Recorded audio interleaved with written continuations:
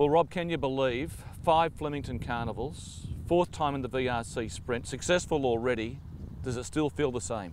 Oh, it's certainly something I'm not getting sick of. But I'm also a realist, and I know that the day's going to come when, I'll have to retire buffering. But, he's been such an amazing part of my life, and, he's taken a huge group of us, friends and colleagues and owners, on this wonderful journey, and we hope to make it last as long as we can.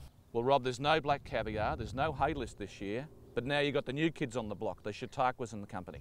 Yeah, and isn't it fantastic for racing? This is what it's all about, Group 1 racing at the highest level, and it's kind of funny when I look back racing against Black Caviar. We knew we couldn't beat her, but we knew that she'd make the field pretty small, and we were running for 2nd and 3rd prize, and we did that actually at Dooman in the BTC Cup.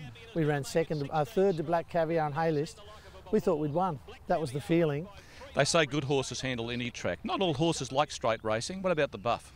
Yeah, he loves it, and this is why even last year after he'd won the Manicato, we went into the straight 6, and Buff was very generous odds. I think it was like $9 last year or something when he won it, and we thought that he'd come out of the Manicato really well. As I said, he'd run 2nd and 3rd to Black Caviar and hay list on several occasions, and last year he was really explosive. That was probably his most dominant win in his career, actually. Moment of change, and here's Sham Express starting to finish. Buffering still in front with 100 to go. Sham Express is flashing home. Buffering tiring. He's hanging on though, and Buffering's won it by 3/4 to Sham Express. Was it hard to take in because it all happened so quickly, didn't it? Yeah, it was, Terry, and I guess after a couple of years of trying so hard to win that coveted Group 1 with Buffering, and then to finally achieve it, and then he went bang, bang, bang. It was ever so sweet, and then he went off the boil a little bit, and then, as recent as a month ago, he's knocked off the Moya. So no, it's great to be back on top of Everest. In our present era, you look at a sprinter and you say, well, Buffering's probably the measuring stick of the good horses. If you want to be a good horse, you've got to beat Buffering. Exactly, and I think what Buffering's done, particularly this last 12 months, is really emphasise how good Black Caviar and hay list were. I mean, there's little doubt Buffering was 5 lengths off Black Caviar, and he was maybe, even though hay list beat us ahead in the Newmarket a few years ago, he was giving us, I think, 4 kilos, and I think it was a weight carrying record when he won the Newmarket, but it shows how good those two were. Now Buffering, he may not be the best sprinter in Australia, but he's certainly in the top 3 or 4. With 100 metres to go, Buffering only narrowly. Lincoln Rupee and Angelic Light are coming at him. Buffering hanging on as they go to the line, and he's got it. He's won it again. Buffering, he's fallen in. He's won it by about... Must be very special. This is the track where Farlap pounded his hooves to greatness. We've seen so many great champions, and there's your boy up there. He's regarded as one of the top sprinters in the land. Yeah, it's certainly very special, Terry, and it's not just the fact that here I sit on the famous Flemington racetrack. It's just being able to compete at this highest level, and during the Melbourne Spring Carnival, which, let's face it, it is probably one of the premier racing carnivals all over the world. What about for yourself personally? You train horses because you love horses. I bet you love that Buff. Very, very special. In fact, the question was put to me the other day, what's going to happen when Buffering retires? Well, he's 7 years old, and we push that to the back of our mind, and we try and extend his career as long as we can.